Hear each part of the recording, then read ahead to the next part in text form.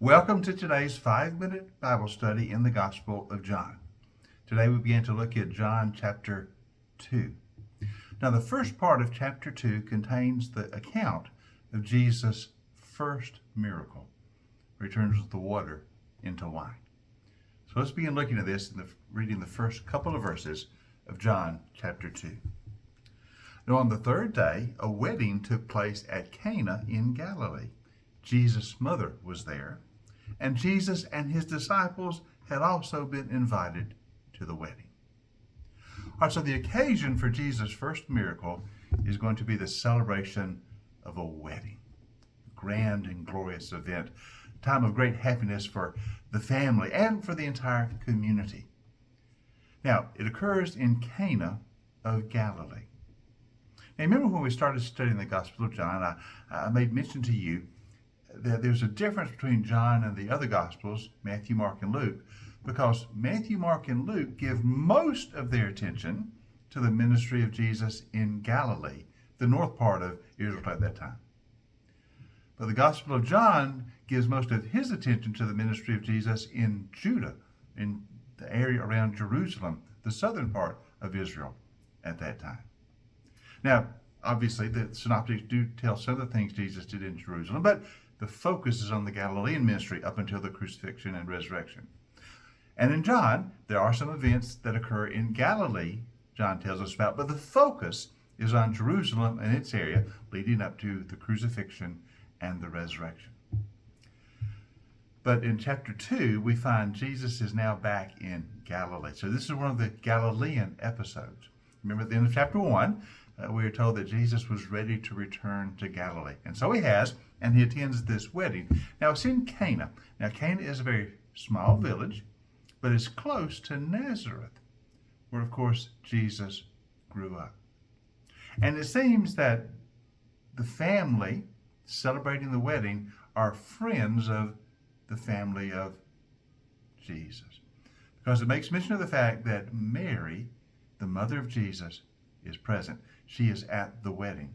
And she seems to have some official role, or at least she's very close to the family, because when they have a problem, they're going to start running out of wine. When they have a problem, she sort of takes authority to do something about it, and she goes to Jesus. We'll get to that. But anyway, obviously, Mary is a close friend of this family in which the wedding is taking place. Now, we also notice that Joseph is not mentioned. There's no mention of Joseph. He won't be mentioned again. So we assume from that, correctly so, that Joseph has died. Sometime in Jesus' growing up years, Joseph passed away. We don't know exactly when, but we know he died before Jesus began his public ministry. So only Mary is mentioned, but she is there. And because Mary has been invited, Jesus is invited as well. So he is at the wedding. Now it also says Jesus and his disciples are there. So in other words, he's already begun his ministry. He's already collected his disciples around him. People know that. And so not only do they invite Jesus, but they invite his followers, his disciples as well. Now, in John chapter 1, 4 of the disciples were mentioned, of course. We looked at Andrew and Philip, who had been followers of John the Baptist.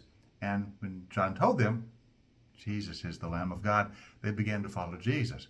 And Andrew brings his brother Peter, and Philip brings his friend Nathaniel. So those are the 4 disciples that are mentioned. Now, is that the only 4 that are here, or has Jesus already called some of the other disciples?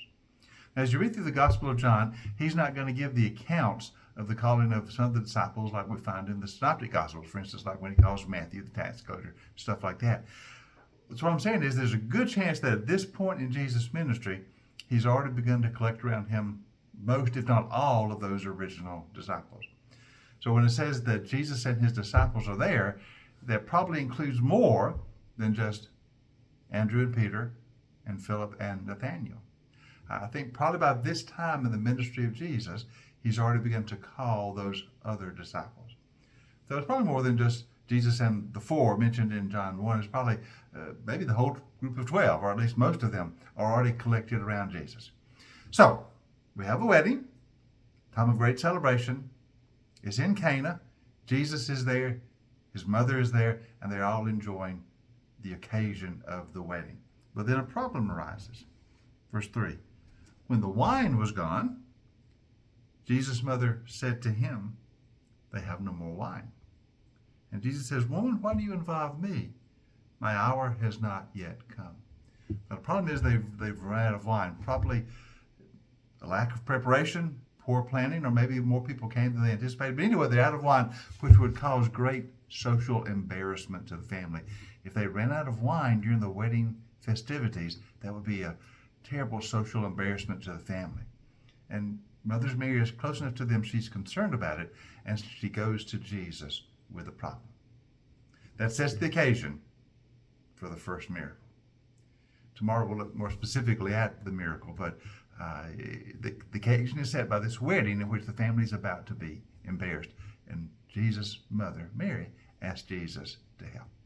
Join us tomorrow. We'll continue to look at this miracle in our 5-minute Bible study in the Gospel of John.